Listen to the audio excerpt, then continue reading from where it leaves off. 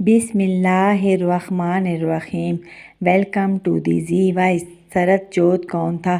مترو، آج 20 مارچ تھا۔ 6 سالہ سراج صبح صبح اسکول جانے سے پہلے گیٹ پر کھڑا تھا کہ کچھ دیر میں وہ اندر آیا تو اس کے ساتھ اس کا ایک ماسٹر تھا۔ اس کے ہاتھ میں اوٹی کے پیک سیبوں کا کارٹن تھا جس پر سالگرہ مبارک لکھا ہوا تھا۔ ماسٹر صاحب سے نایاب ملے تو سراج نے اپنی 5 سالہ بہن جیا احمد کو بلایا۔ جیا اس سے 1 سال چھوٹی تھی۔ جیا پاس آئی تو سراج نے گلے سے لگا کر ماتھا چوما اور کہنے لگا، دیدی آج رابیل بھیا کا جنم دن ہے، تم ماسٹر صاحب کے ساتھ پونا ان کے اسکول جاؤ اور مل آؤ، وہ تمہارے منگیتر ہیں۔ میری بھی ہال میں آ کر سننے لگی تھی مگر کچھ نہ بولی۔ نایاب کہنے لگے، سراج بیٹے اس کی کیا ضرورت ہے؟ مگر سراج نے ہاتھ اٹھا کر باپ کو بولنے سے روک دیا۔ پپا رشتے کی تجدید کرتے رہنا چاہیے۔ ڈیڈ جلیان ہمیں دیکھنے کیوں آتے ہیں؟ دیدی کارن نہیں آتے، جب ہم نہیں تھے تب بھی آتے تھے، بنارس CIA ہیڈ کوارٹر بھی آتے تھے، پھر مما کے اپارٹمنٹ آگرہ بھی آتے تھے۔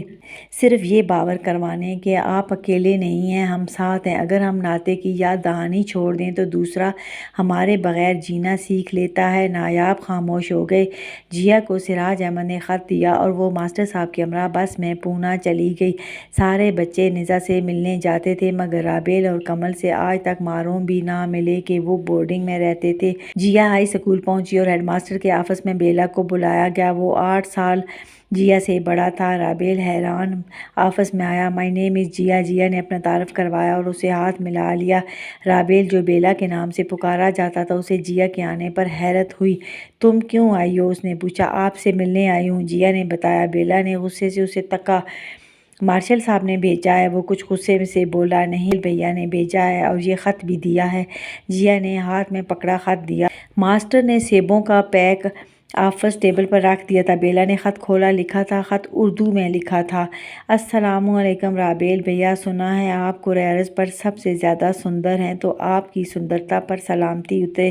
جیا ہماری بہن ہے اور آپ کے منگیتر تو ہم ضروری سمجھتے ہیں۔ جیا کا آپ سے ملنے آنا کہ رابطوں کے درمیانی پلوں کو مضبوط کرتے رہنا چاہیے۔ مترو، بیلا نے خط پڑھا تو اس کے تن بدن میں آگ لگ گئی۔ اس نے بڑھ کر جیا کو بازو سے پکڑ لیا اور مار مار کر فنا کر دیا۔ کس نے کہا تم میری منگیتر ہو؟ تم میری اماں کی بیٹی ہو، تم میری بہن ہو۔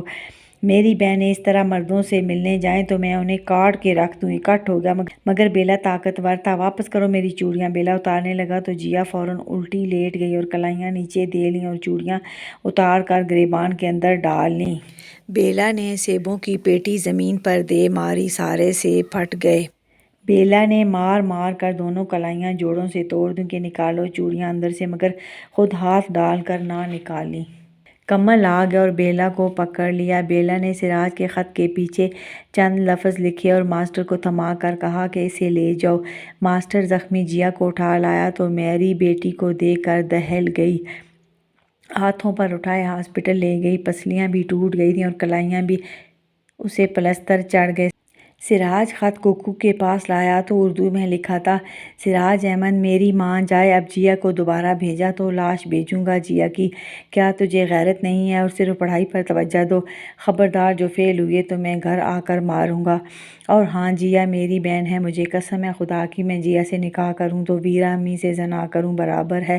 کوکو اور سراج خط پڑھ کر ڈر گئے۔ یہ تو صحیح راکشس ہے، کتنی گندی باتیں لکھی ہیں، سراج خوف سے بولا۔ اور مترو، سال گزر گیا۔ 20 مارچ تھا۔ سراج صبح کا کہیں نکلا تھا، پلٹا تو ایک ماسٹر ہمراہ تھا اور ساتھ ایک بڑا کیک تھا۔ راج کہاں گئے تھے؟ محروم نے جا لیا تو سراج نے جیا کو بلایا، پاس بٹھایا اور کہنے لگا، ہماری پیاری بہنا، آج رابیل بھیا کا جنم دن ہے، پر آج سرد جوت کا بھی جنم دن ہے، تم ماسٹر صاحب کے ساتھ جھانسی جاؤ۔ جیا چیخیں مارتی بھائی سے لپٹ گئی۔ نایاب کو بھی رونا آ گیا۔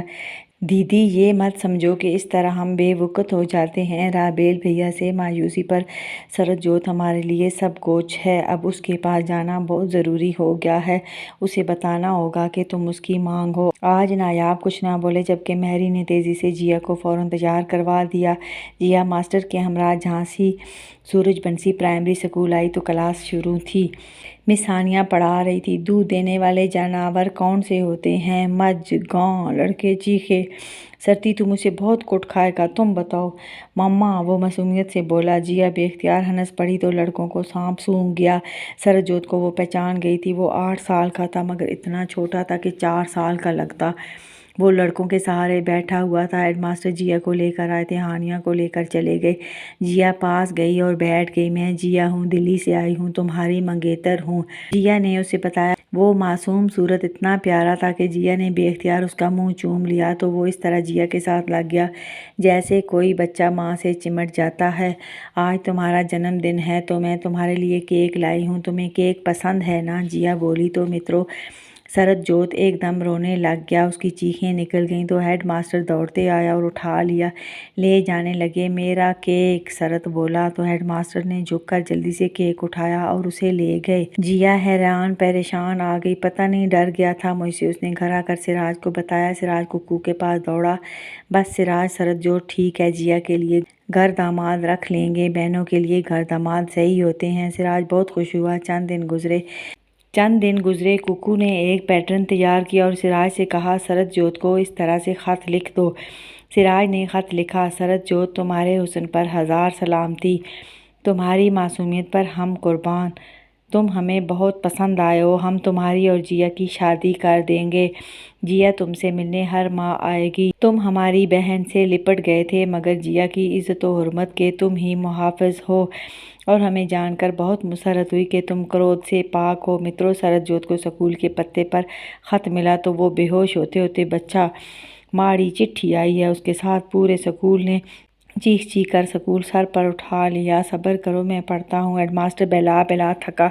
एक मास्टर माइक पर चिट्ठी पढ़ने लगा। सारे छोर दम साधे सुनते थे। सरतजोत, तुम्हारे हुस्न पर 1000 सलामती।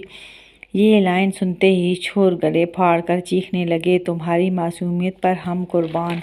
मास्टरों समेत लड़कों की चीखों पुकार के अल्लाह पनाह। सिराज जो लिखता सब अपने मुताबिक तशरीह करते। ख़त ख़त्म हो गया तो सरत एकदम धाड़े मार मार कर रोने लगा था। क्या हुआ मेरी जान? हेडमास्टर सीने से लगा लगा कर बहलाता था।